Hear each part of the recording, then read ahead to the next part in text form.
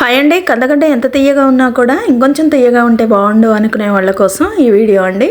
చాలా బాగుంటుంది. ఇలా బెల్లం వేసి ఒకసారి ప్రిపేర్ చేసుకున్నారంటే చాలా కమ్మగా ఉంటుంది. ఇప్పుడు ఇది ఎలా ప్రిపేర్ చేయాలి ఏంది అని చూపిస్తాను.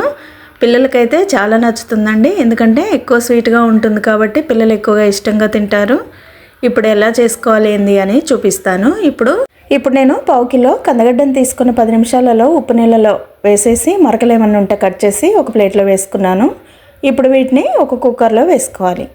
మనం కందగడ్డ తీసుకొచ్చుకునేటప్పుడే కొంచెం లావుగా కాకుండా మరీ సన్నగా కాకుండా ఇలా మీడియంగా ఉన్న వాటిని తెచ్చుకుంటే మనకి ఉడికించుకోవడానికి చాలా ఈజీగా ఉంటుంది. ఇప్పుడు కుక్కర్లో కందగడ్డ వేసుకున్న తర్వాత పావు కప్పు బెల్లం వేసుకోవాలి. బెల్లం వేసేసుకున్న తర్వాత 2 టీ స్పూన్ల నెయ్యి వేసుకోవాలి. నెయ్యి ఇష్టం లేని వాళ్ళు నూనె కూడా వేసుకోవచ్చు. ఇలా వేసుకున్న తర్వాత బెల్లం అంతా కూడా కందగడ్డలో కలిసేలాగా మంచిగా కలుపుకోవాలి. కొంచెం స్వీట్ ఎక్కువగా తినాలనుకునే వాళ్ళు ఇలా వేసుకోండి. కొంచెం తక్కువగా తినాలనుకునే వాళ్ళు ఒక 2-3 టేబుల్ స్పూన్లు వేసుకుంటే సరిపోతుంది.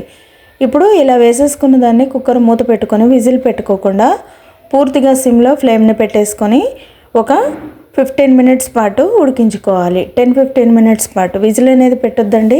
మధ్యలో ఇలా మీకు చూపించే విధంగా ఊపుకుంటూ కలుపుకోవాలి. ఎందుకంటే అన్ని వైపులా కూడా మనకి బెల్లం అనేది కందగడ్డకి పడుతుందన్నమాట.